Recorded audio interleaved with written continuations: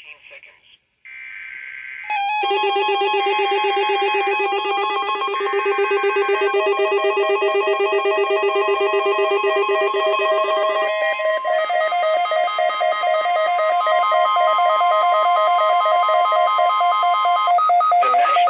Service in San Diego has issued a required weekly test for the following areas in extreme southwestern California: Orange County, Riverside County, San Bernardino County, San Diego County, and the coastal waters from San Mateo Point to the Mexican border and out 60 nautical miles, including San Clemente Island.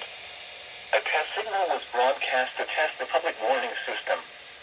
The test is normally conducted between 10 a.m. and noon each Wednesday, weather permitting. The signal was also used to test the activation and emergency readiness of the Skywar network of radio operators.